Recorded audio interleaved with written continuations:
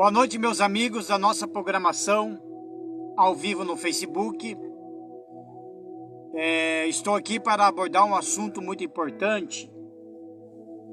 Eu já tinha abordado esse assunto no ano de 2020, onde eu fiz um estudo, uma pregação sobre o estudo do Apocalipse. Então não fiz somente um estudo, eu fiz uma pregação em cima de um estudo de um Apocalipse, porque hoje em dia muitas igrejas, algumas, não vou dizer muitas, algumas elas têm feito muito estudo escatológico e estudo do Apocalipse.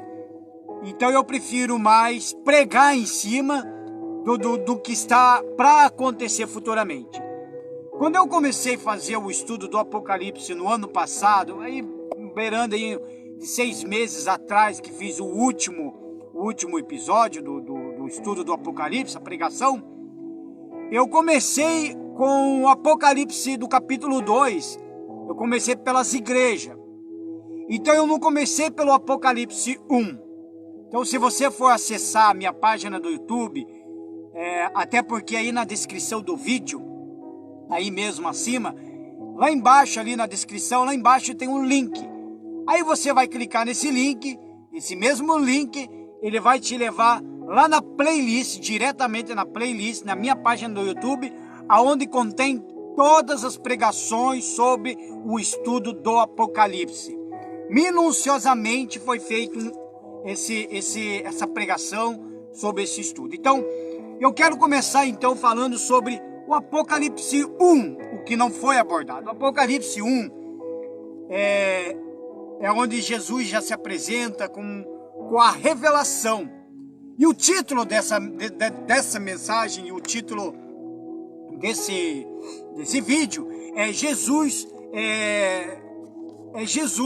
no meio da igreja. Apocalipse, o início. Aí depois desse vídeo, se você quiser ver a continuação, aí você vai procurar o Apocalipse 2, depois o 3, o 4 e assim por diante. Amém? Então vamos começando assim, lendo sobre o Apocalipse 1, né? Que diz assim: revelação de Jesus Cristo, a qual Deus lhe deu para mostrar aos seus servos as coisas que brevemente devem acontecer.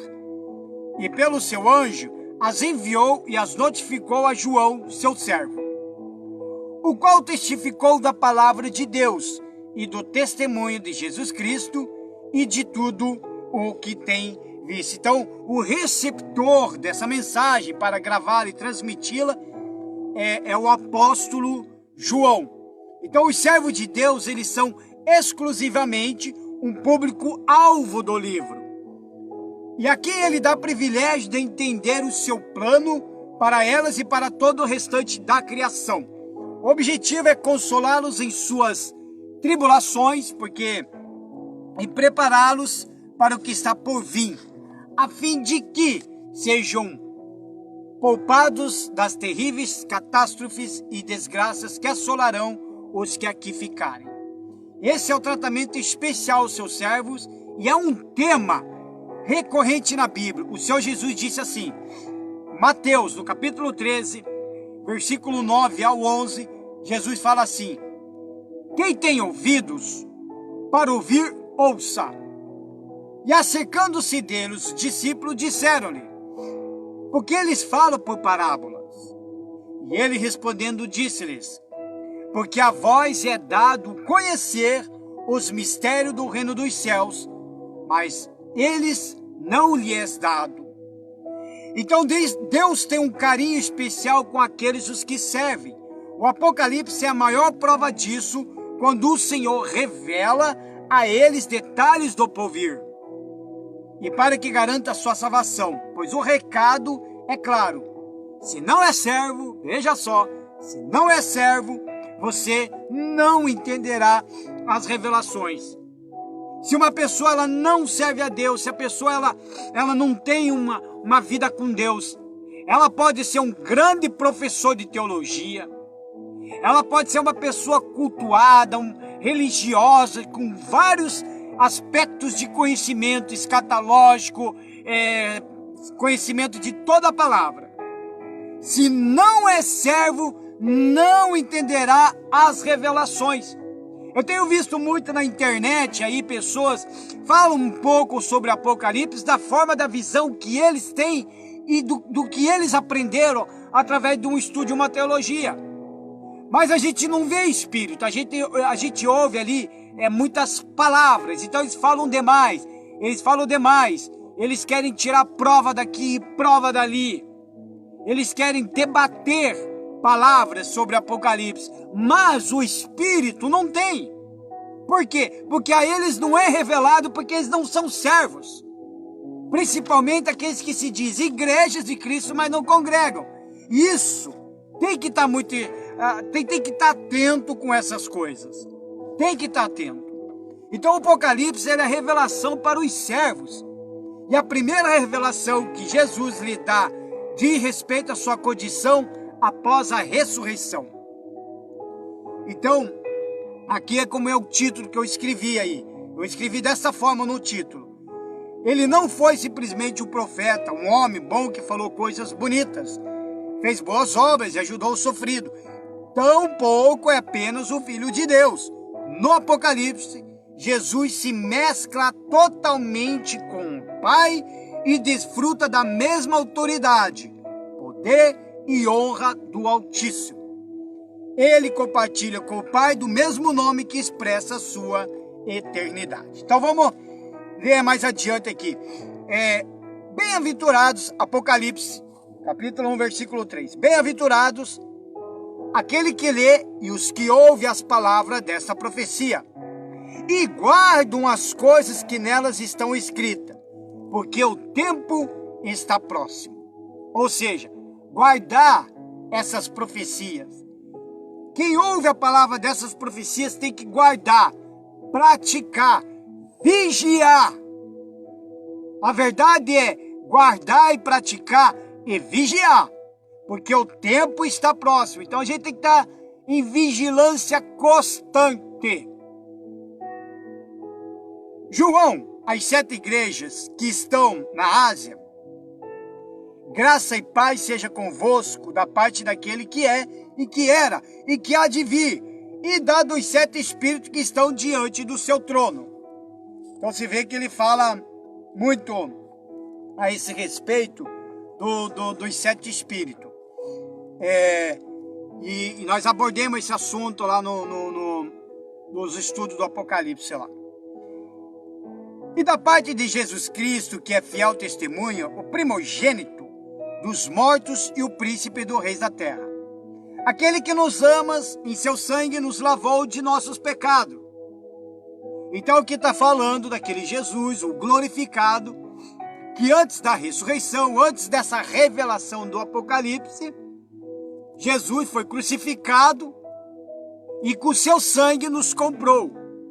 Com seu sangue nos lavou de todos os nossos pecados. E nos fez reis e sacerdote para Deus e seu Pai. A Ele glória e poder para todos sempre. Amém. Eis que vem com as nuvens, e todo olho o verá, até os mesmos que transpassaram, e todas as tribos da terra se lamentarão sobre ele. Sim, amém. Olha só.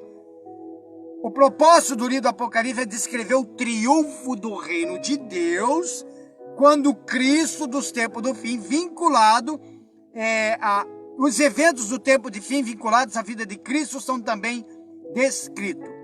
Eu estou lendo aqui, na descrição da minha Bíblia, apresenta uma escatologia de vitória para os fiéis e ensina que a história terminará no julgamento do sistema instaurado neste mundo por Satanás e no reino eterno de Cristo e seu povo. Versículo 8. Eu sou o Alfa e o Ômega, o princípio e o fim, diz o Senhor que é e que era, que há de vir o Todo-Poderoso. Então, o título aqui, João em Pátimos, que é uma ilha onde que João ficou lá preso até o dia de sua morte, que foi onde ele recebeu a revelação, essa revelação do próprio Senhor Jesus. A visão de Jesus glorificado e a mensagem à igreja da Ásia.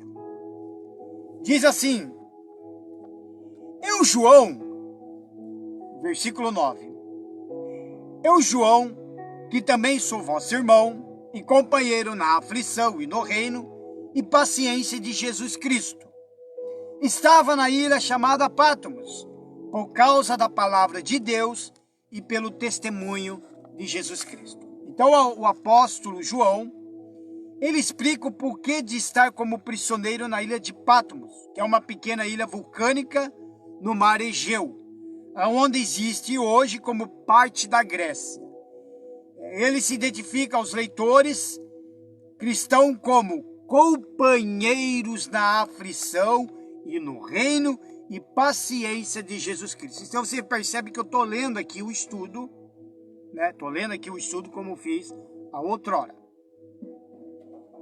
Não apenas ele estava sofrendo perseguição, mas todos aqueles a quem essas palavras eram endereçadas também passavam aflições e necessitavam manter a perseverança paciente quem vem pela fé. Então, ele escreve para as igrejas, fala do companheirismo em aflição. Porque a partir do momento que você serve a Jesus, você anda, caminha com Jesus, está na presença, faz a vontade dele, pratica a palavra dele, você vai viver vida de perseguições. Haverá perseguições, haverá muitas aflições, muitos crentes serão perseguidos, muitos crentes serão dados a mortos, serão entregues às autoridades. Então a gente vai abranger esses assuntos aqui, brevemente também, onde eu vou passar um resumo geral em breve sobre o Apocalipse inteiro. Vou resumir por inteiro com parte escatológica para você entender como que é o Apocalipse. Porque o Apocalipse significa revelação, e revelação do mundo futuro. Então, significa que pode acontecer daqui a alguns anos, 3, 4, 5, 10 anos. Enquanto a igreja estiver aqui, ainda não haverá uma grande tribulação. Alguns defendem que a igreja irá passar pela grande tribulação. Mas a Bíblia mostra claramente que a igreja não passará pela grande tribulação. Embora que os que defendem que a igreja vai passar pela grande tribulação, eles usam os mesmos versículos. Mas não tem como. Porque se você acessar aí o link lá no início, você vai descendo lá embaixo, lá do Apocalipse primeiro, você vai, ali eu vou, quer ver? Eu vou até mostrar aqui que eu tô com o meu estudo aqui, só para você ter uma ideia. Quer ver? Deixa eu procurar aqui, tô girando aqui as folhas. Espera aí. O Apocalipse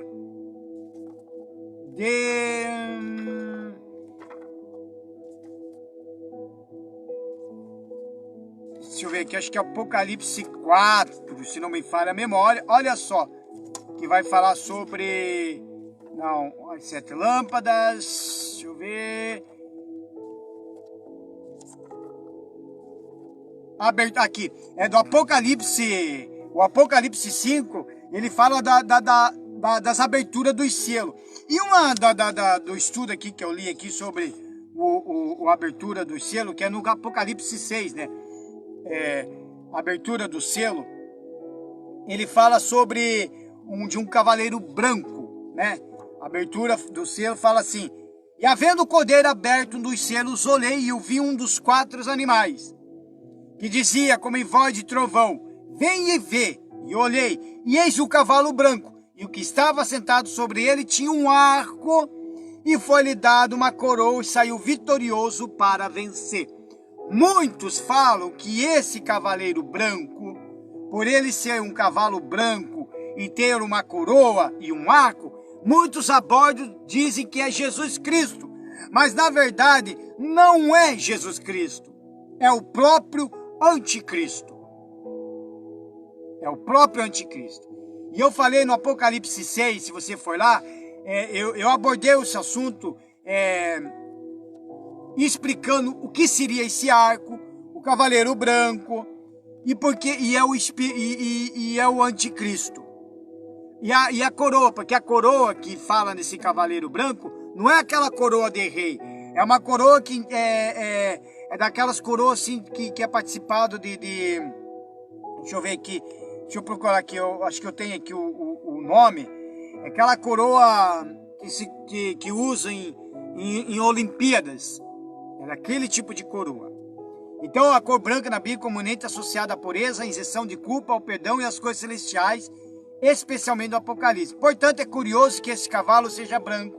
Olha só, apesar de fazer parte do conjunto de juízes e flagelos que iniciarão sobre a terra. Alguns confundem esse cavaleiro com o Senhor Jesus, de Apocalipse 19:11. Mas não há nada semelhante entre os dois, exceto a cor do cavalo.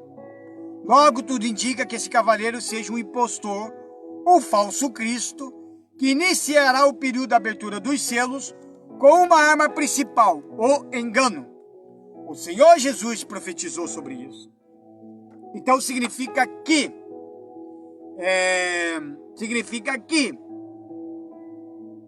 enquanto a igreja estiver aqui na terra, não tem como abrir o primeiro selo. O anticristo ainda não apareceu porque o Espírito Santo ainda está na terra, impedindo para o aparecimento do anticristo. Embora que os eventos estão sendo totalmente preparados para o anticristo. E a verdadeira fé é sempre vitoriosa, mas nunca isenta de tribulações. Quem segue o Senhor Jesus, esperando só tranquilidade, não entende a caminhada da fé. João estava ali exilado por causa da palavra de Deus e pelo testemunho de Jesus Cristo. Assim foi forjada a igreja primitiva no fogo da perseguição. Então, a pessoa que se diz que serve a Cristo e anda na maior tranquilidade, né, esperando Jesus chegar, na maior tranquilidade, alguma coisa está errado ali. Alguma coisa está errado ali. Porque o tempo todo, quem serve a Jesus, o tempo todo ele está ali, firme, pregando a palavra, evangelizando, falando de Jesus, mandando mensagem em grupos do WhatsApp, no Facebook, no Instagram, no YouTube, no Telegram, no Twitter. Ele usa até as formas de redes sociais para pregar a palavra de Deus, para falar de Jesus. E ele não fica parado. E além disso, ainda sofre perseguições, sofre calúnias, sofre xingos, injúrias. E se uma pessoa que, como eu li aqui, se ela não está apenas sofrendo perseguição e esperando Jesus, esperando só tranquilidade, ela não entenda a caminhada da fé, não está entendendo.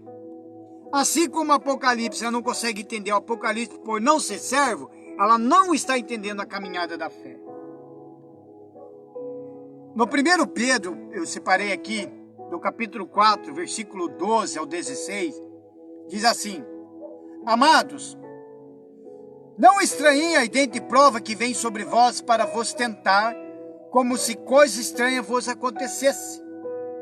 Mas alegrai-vos no fato de ser participante das aflições de Cristo, para que também na revelação de sua glória vos regozijeis e alegreis. Se pelo nome de Cristo sois vituperados, bem-aventurados sois, porque sobre vós repousa o Espírito da glória de Deus quanto a eles. É ele, sim, blasfemado, mas quanto a vós é glorificado. Que nenhum de vós padeça como homicida, ou ladrão, malfeitor, ou como que se estremece de negócios alheios, mas se padece como cristãos. Não se envergonhe, antes glorifique a Deus dessa parte. Ainda hoje, A fé dos verdadeiros cristãos ela é provada por esse mesmo fogo. Como este mundo é governado pelo mal, é natural que haja resistência aos servos de Deus. E você? Vem uma pergunta.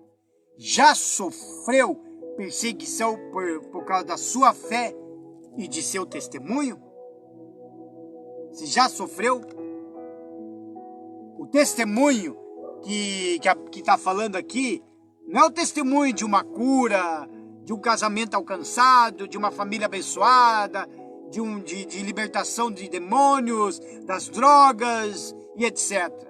Testemunho de vida, de caráter, de transformação, de uma nova pessoa, de uma velha criatura para uma nova criatura, de um novo nascimento, novo pensamento.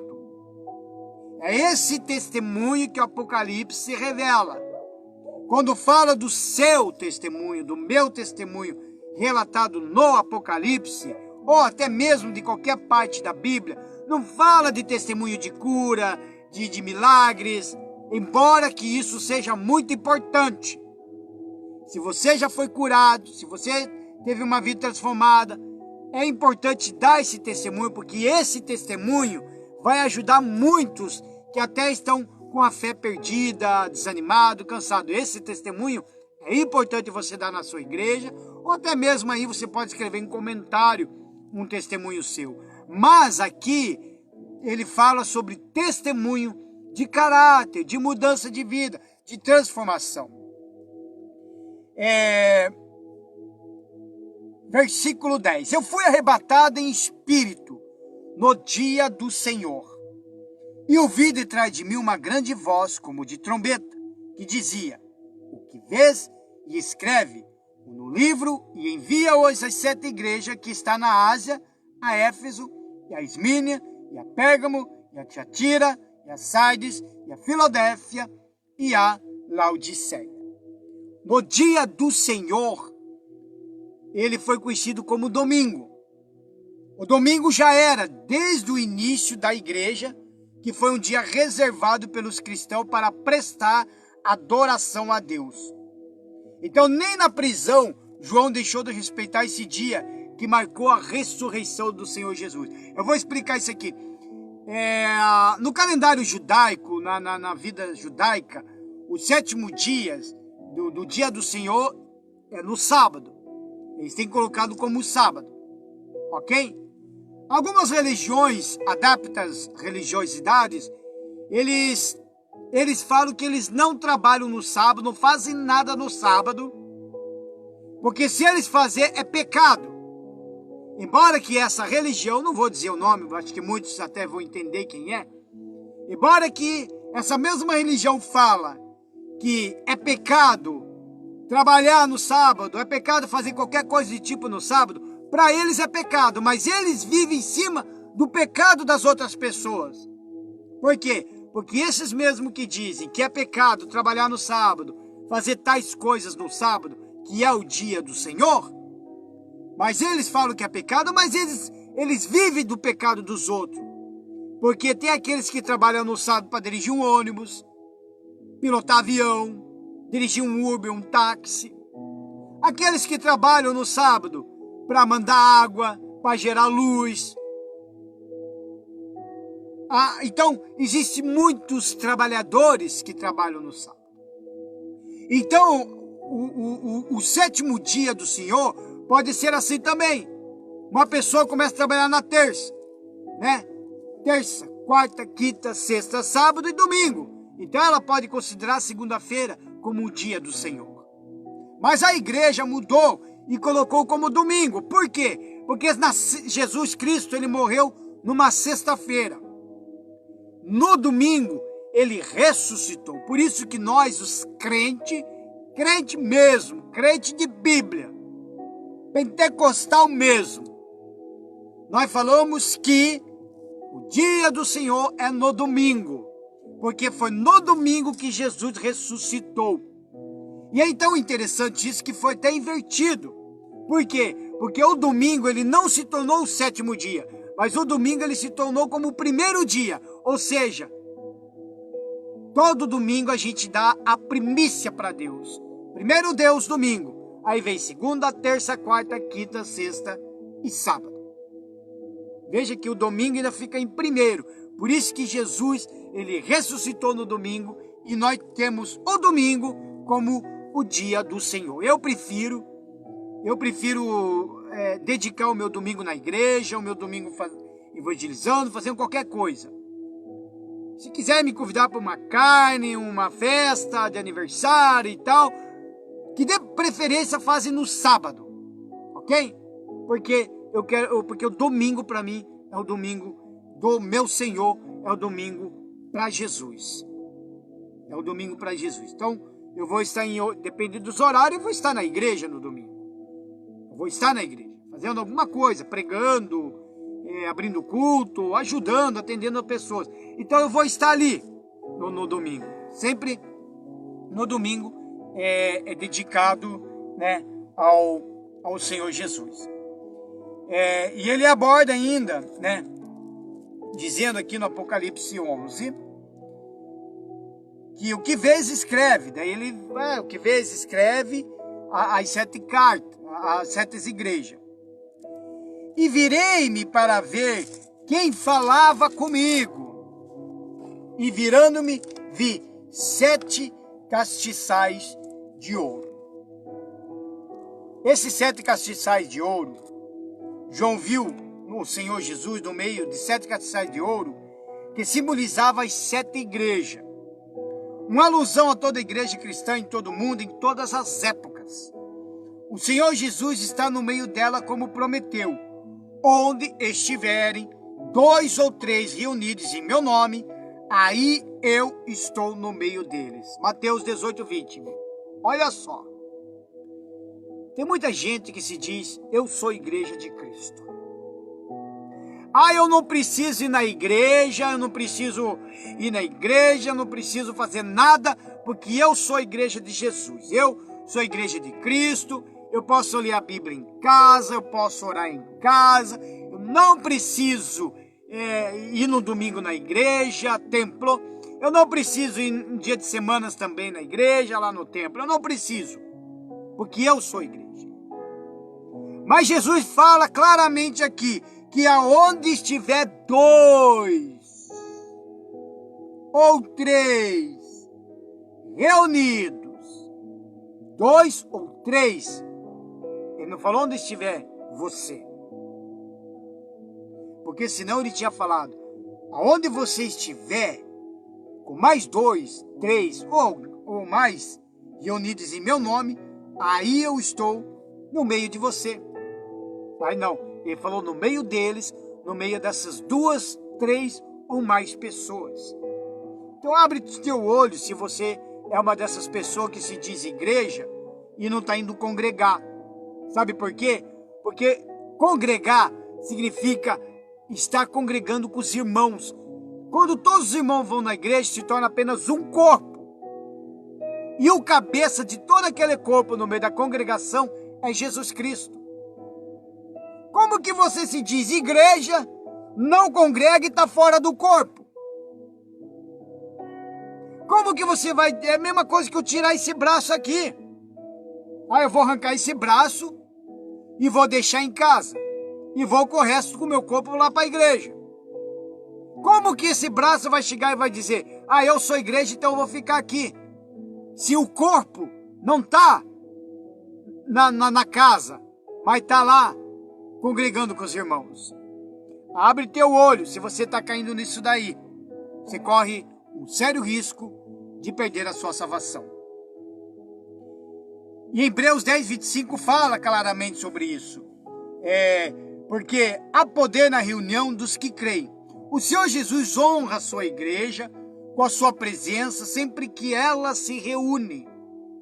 Por isso nos reunimos periodicamente com outras pessoas que creem para prestarmos culto a Deus. É essencial para a manutenção da nossa fé. Hebreus 10, 25. Não deixando nossa mútua congregação, como é costume de alguns. O engraçado é que antes dessas pessoas se converterem a Jesus, eles não perdiam nenhum flashback, eles não perdiam nem... o sábado para eles é essencial.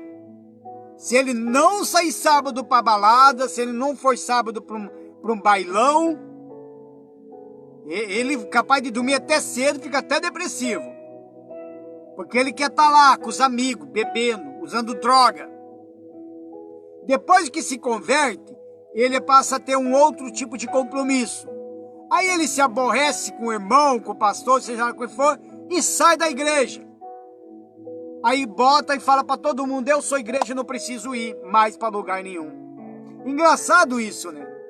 Eu não sei de que parte existe uma hipocrisia ali, mas de fato é que se age dessa forma, com certeza, se já não perderam a salvação, desagradaram muito a Deus também.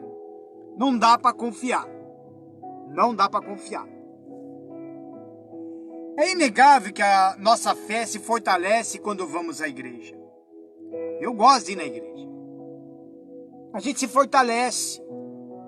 Às vezes você está aí na sua casa, triste, abatido, cansado, desanimado. Aí você pega e resolve se levantar, hoje eu vou numa igreja. Ali na igreja você já dá de frente na porta com um irmão, com uma irmã, te dando paz do Senhor com o maior sorriso e alegria. Ali mesmo na entrada já vai te contagiar. Ali você senta. Aí chega um irmão que nunca te viu na vida, até te cumprimenta. Pai do Senhor. Oi, tudo bom? Aí você está lá antes do culto começar, chega um outro irmão, um obreiro, um diácono, vai lá dar uma conversa com você, como é que você está? Até algumas igrejas, onde eu estou agora congregando, se você for ver alguns vídeos lá atrás, eu falando de uma outra igreja, não estou mais lá, certo? Porque eu estou querendo desenvolver o meu ministério. Então, ali a gente pega o nome de pessoas novas. Daí lá, fica lá no altar, lá no púlpito, quando o pastor começa a reunião, ou quando algum de nós vai lá abrir o culto, e ali a gente vê quem é os novos e a gente dá boas-vindas. E a partir dali, vem as pregações. Então a pessoa, ela começa a ouvir a pregação de dentro da igreja. Ontem eu estava conversando com o diácono Wesley, lá na igreja Família Missionária. Eu estava conversando com ele sobre essas pregações. Falei para ele que às vezes você pode pregar até para 100 pessoas. Mas a pregação não serve para as 100 pessoas, às vezes serve para uma pessoa só. E às vezes, você indo, às vezes você vai lá, está ouvindo uma pregação, aquela pregação é para você. Porque toda pregação, ela vem do Espírito Santo. Isso quando há seriedade no altar. Porque existem muitos falsos profetas aí, muitos enganos que, infelizmente, acaba com a vida da gente, porque a gente vê tanta besteira por aí. E realmente Deus nos ouve em qualquer lugar. Porém, se queremos fazer parte do corpo do Senhor Jesus, não podemos deixar estar onde Ele prometeu que nos encontraria. Igreja não é estrutura física, é a reunião dos que creem no Senhor Jesus. Se não houvesse um poder especial na reunião dos que creem, o Senhor Jesus não teria deixado uma promessa específica para eles. Por exemplo, eu, quando precisei de ajuda, fui na igreja. Eu me libertei dos demônios, da bruxaria, do satanismo, me libertei das drogas de dentro de uma igreja, ouvindo a palavra de Deus. O diabo é o mais interessado em afastar as pessoas do lugar onde o Senhor Jesus prometeu estar. Quando o leão sai à caça, ele fica à espreita na manada que quer atacar. Quando os animais percebem o perigo e fogem, os mais fracos entre eles, inevitavelmente, fica para trás. É a estratégia do leão e é justamente aguardar a oportunidade de pegar o que ficou sozinho. Do mesmo modo, a estratégia do diabo é que você se isole, pois ele sabe que a presa mais fácil é aquela que fica sozinha. Cuidado, Não se engane. O diabo quer afastar você da igreja para afastá-lo do Senhor Jesus. Não caia nessa armadilha. Versículo 13. E no meio dos 7 castiçais, um semelhante ao filho do homem, vestido até os pés de uma roupa comprida, e cingido pelos peitos um cinto de ouro. E a sua cabeça e cabelos eram brancos como uma lã branca, como a neve, e os seus olhos como chama de fogo, e os seus pés semelhante a latão reluzente, como se tivessem sido refinados numa fornalha, e a sua voz como a voz de muitas águas. Então aqui o João, ao tentar descrever o resplendor da figura que viu, que é o Senhor Jesus glorificado, apela ora para comparações e ora para os simbolismos. A roupa comprida até os pés e o cinto de ouro sugerem uma autoridade de um rei e a pureza de um sumo sacerdote.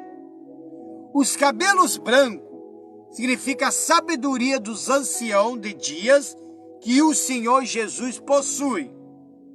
Os olhos como chama de fogo, ele expressa um olhar penetrante do Senhor, ou seja, conhecedor de todas as coisas. Então veja só, esses ensinam aqui, é importante isso. Os pés como bronze polido simbolizam segurança e estabilidade. E a voz como de muitas águas fala de sua autoridade suprema. No versículo 16 do Apocalipse, ele fala bem assim, ó. E ele tinha na sua destra 7 estrelas, e da sua boca saía uma aguda espada de 2 fios, e o seu rosto era como o sol, quando na sua força resplandece. As 7 estrelas, vou explicar, na mão direita do Senhor Jesus significa os mensageiros do Evangelho, os instrumentos e veículos de sua mensagem, que ele usa para conduzir e apacentar as suas igrejas.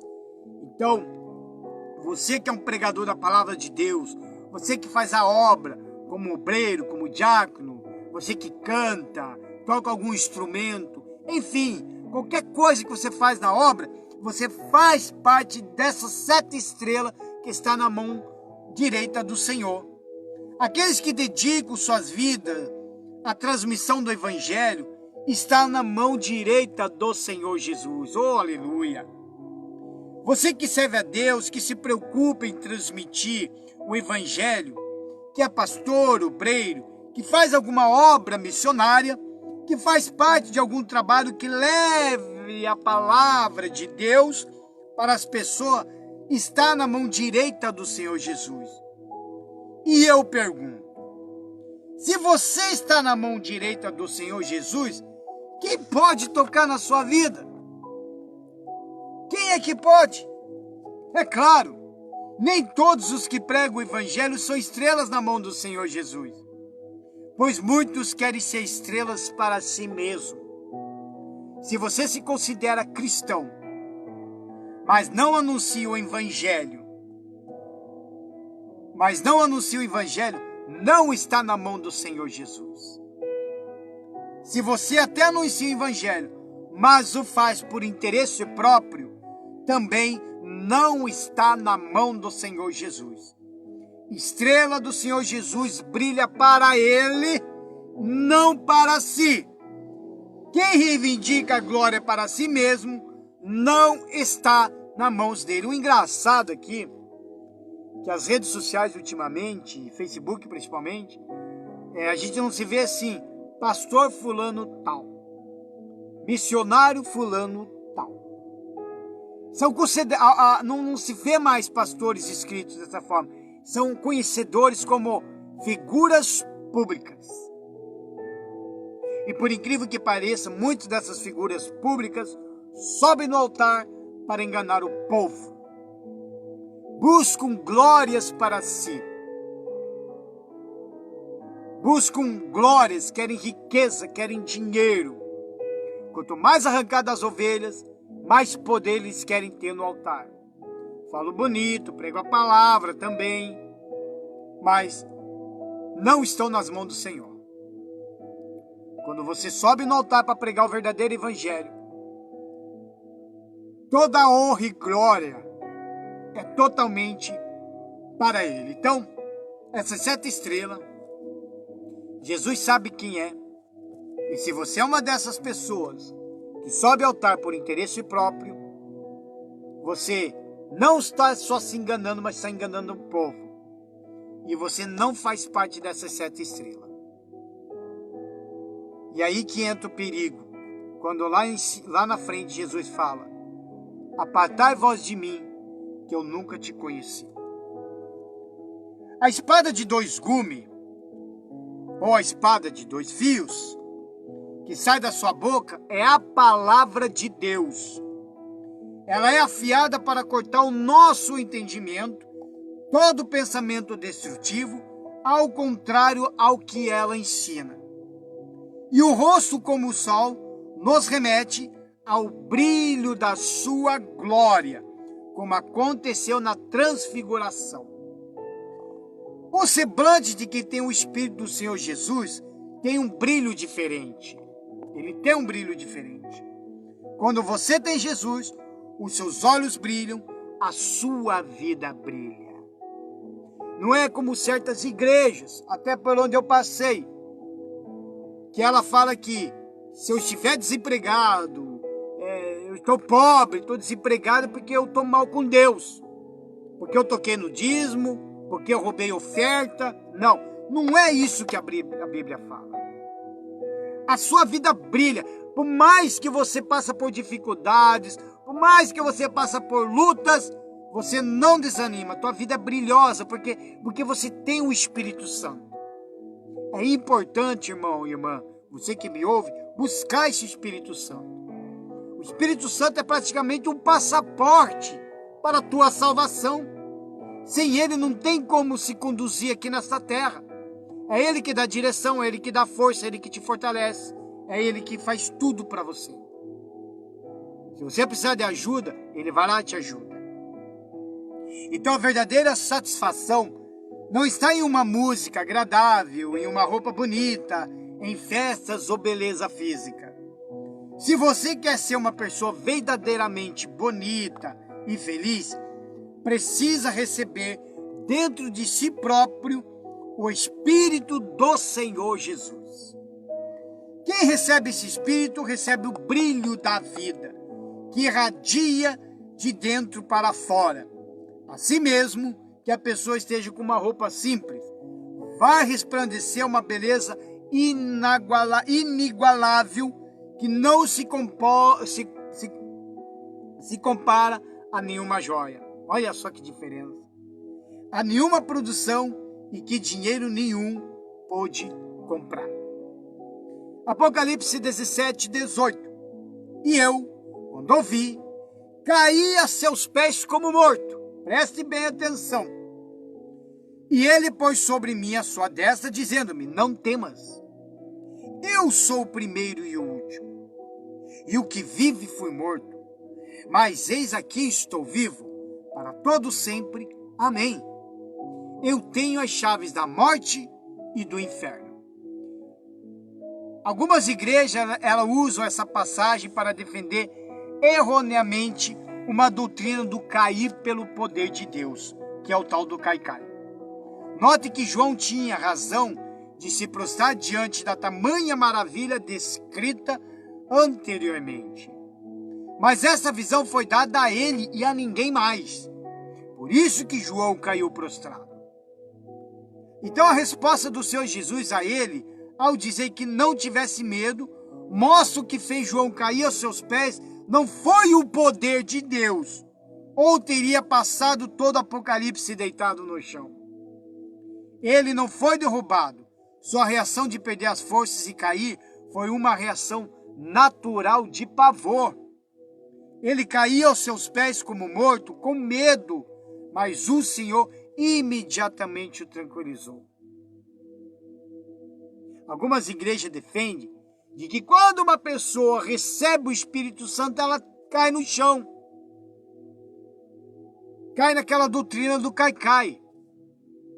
pelo que eu saiba, do meu conhecimento, do meu entendimento, e por muitos que eu já vi, pelos que eu saiba, os que caem no chão, se não é uma pessoa doente, né, que ela cai no chão e fica, que tem esquizofrenia, acho que é isso mesmo, que fica tremendo, se não é isso, são pessoas manifestadas com demônio.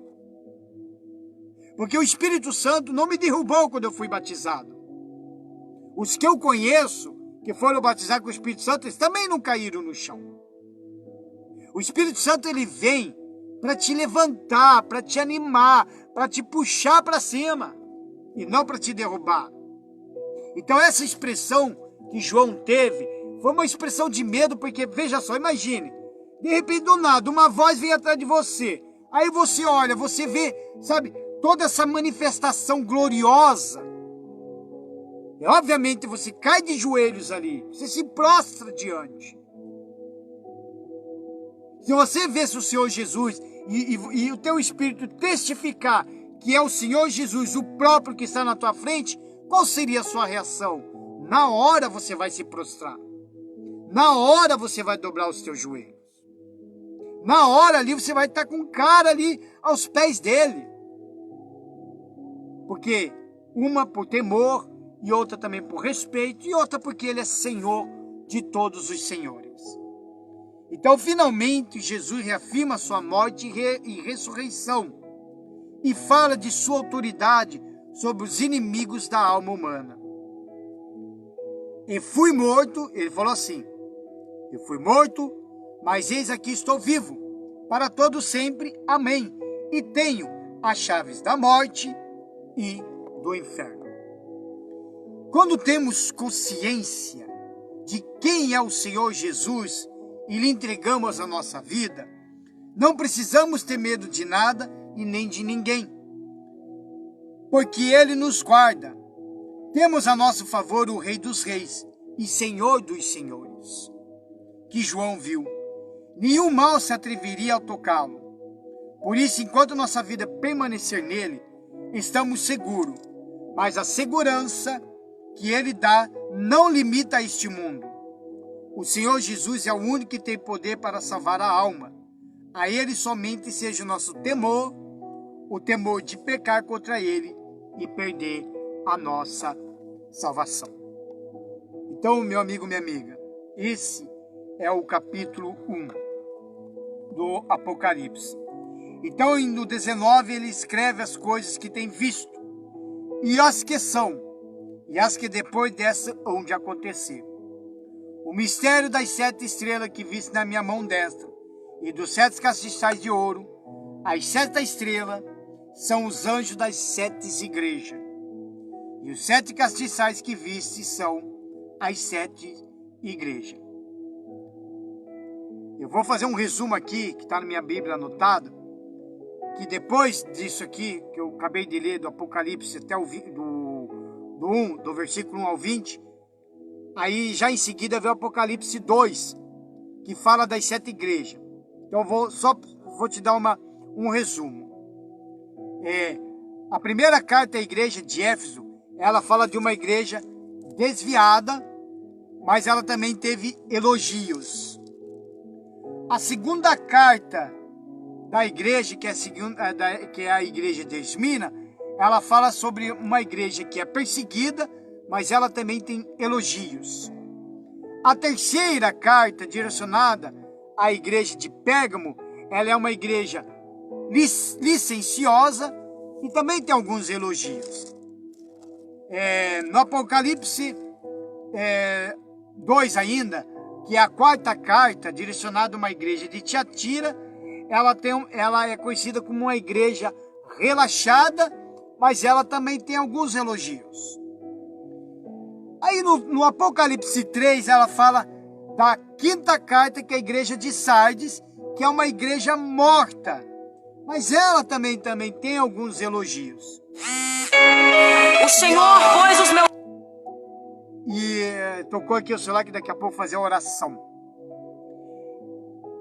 Aí a oração que eu vou fazer no particular, amém? Então,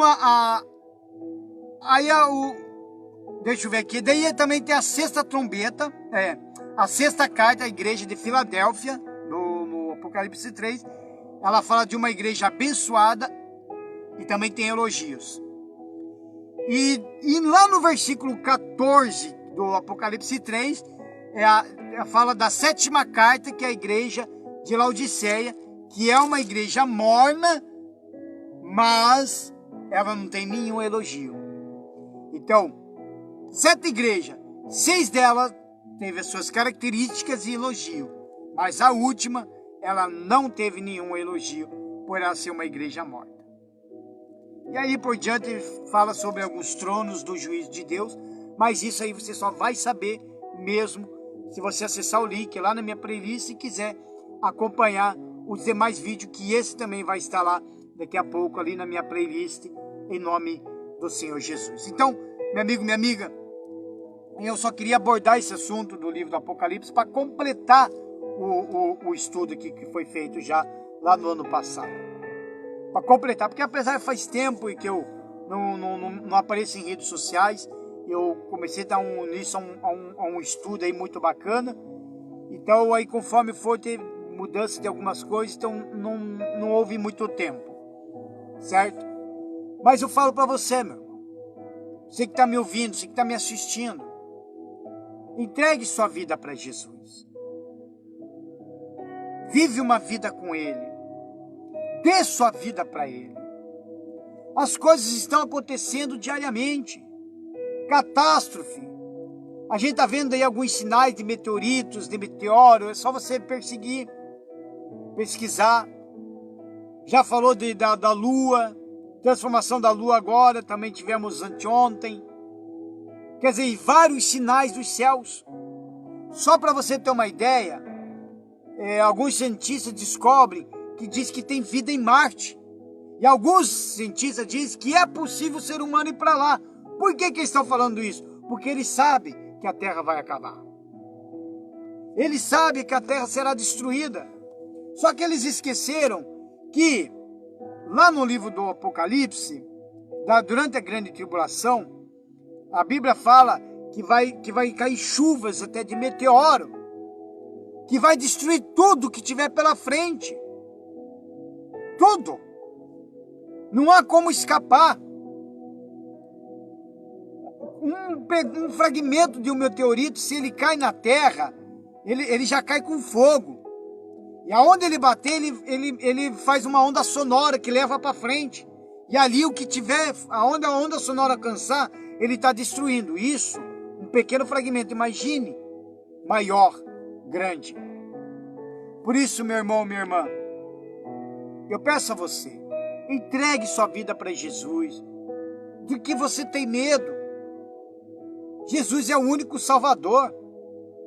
Abandona os deuses deste mundo, abandona a idolatria, abandona, meu irmão, minha irmã, abandona aí os deuses deste mundo, a religião, larga a mão da sua religião. O Jesus daqui, ó, que eu estou pregando, esse que está aqui, o Jesus daqui, ele não é de religião. Ele não dá a mínima para a religião.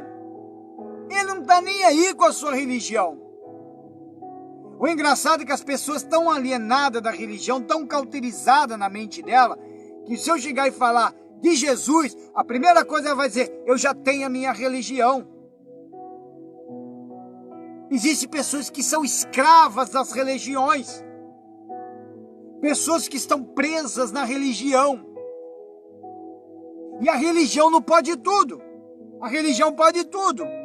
A religião você pode fumar, você pode beber, você pode matar, estuprar, violentar, você pode fazer tudo. Tá lá com uma ficha criminal imensa. Aí tá escrito, religião, tal. Meu irmão, se você não entregar a vida para Jesus, não adianta. Eu vou dizer abertamente, claramente em redes sociais. A Aparecida que você serve não vai estar lá. A Maria que você tanto se prostra, não vai estar lá. Os seus enxus também não vão estar lá. Os seus mortos do espiritismo também não vão estar lá para te defender. Hoje, Jesus é o teu e meu advogado. Mas amanhã, esse mesmo advogado vai ser o próprio juiz. Quem é que vai te defender? A Bíblia fala do livro da vida. O livro da vida você se escreve em vida. Porque se você morrer e não escrever o teu nome no livro da vida, a Bíblia fala que os que não tiverem os seus nomes no livro da vida serão lançados para o lago do fogo e enxofre. Quer dizer, irão diretamente. Nem passará pelo tribunal. Não terá nem direito ao tribunal. Ele vai ser lançado direto, porque está desconhecido. Não escreveu, então quem são esses tipos de pessoas? Então você tem que abandonar a tua religião. A religião não vai te salvar, meu amigo. Não vai. Não vai te salvar. Me prova na Bíblia se a religião vai salvar. Me prova. Acha uma página da Bíblia e me prova se a religião vai te salvar. Por quê? Tem que tomar cuidado.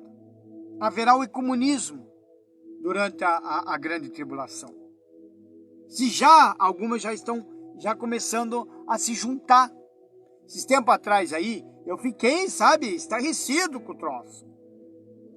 Não vou dizer de que igreja é, mas eu vi lá obreiros dessas igrejas, eu vi lá obreiros, são vários obreiros, estavam junto ali com mães e pais de santo. Aí eles escreveram assim, lá no título lá, da foto lá, bem assim, Deus não olha para as religiões, Deus quer alma. Mas eles estavam lá, aí na outra foto estava lá um monte de sacola, distribuição de cesta básica que eles trouxeram para os adeptos religiosos dos candomblé. Eles trouxeram. E estavam tudo junto ali. Aí na hora, quando eu vi aquilo ali, eu falei, não, alguma coisa está errado. Não tem nada de Deus ali não. Porque eu servi aos Exus. Eu estive lá dentro. Eles odeiam crentes. Eles odeiam aquele que serve a Jesus. Eles odeiam. Porque os mesmos demônios que eles servem lá no candomblé, os mesmos demônios que eles servem lá na Umbanda, nas quimbanda, é o mesmo que entra nas igrejas. Quando pessoas estão doentes, que foram desenganadas pelos médicos, é os mesmos que estão lá que no nome de Jesus, eles se manifestam na pessoa que é de joelhos ali na igreja. Que pela autoridade do Senhor Jesus nós temos que expulsar o demônio da vida dessas pessoas. E esses obreiros estavam lá. Significa que já estão começando a fazer o tal do ecumenismo, que é uma junção de todas as religiões para uma só. Se você for observar, existem vários tipos de igrejas e vários tipos de religião. Nesse tempo não vai ter vários tipos de igrejas e vários tipos de religião. É uma só. E ai daquele que não fazer parte do ecumenismo. Se o meu pastor ele não quiser aceitar o ecumenismo, se eu não quiser aceitar o ecumenismo, então eu estou fora e não posso abrir nenhuma igreja. Até a igreja do meu pastor fecha, sem falar da perseguição que você vai ter depois. Agora, quer ter sua igreja aberta? Quer continuar enriquecendo nas costas do povo? Então, vamos se juntar e fazer o ecumenismo. E eles estavam tudo errado ali. Por quê? Porque um dos maiores, eu falo isso claramente, um dos maiores que distribui cesta básica, que ajuda as pessoas com a ação social, são justamente o pessoal da Umbanda e do Espiritismo. Eles fazem mais obras sociais do que os próprios crentes, eu falo isso, porque eu sei. E eles vão lá e trazem cesta básica para eles, claro que alguma coisa está errada. Totalmente errado. Então a gente está vendo aí muito altar sendo destruído, sendo profanado por muitos falsos profetas, muitos falsos pastores, falsos bispos. Pessoas que estão enganando.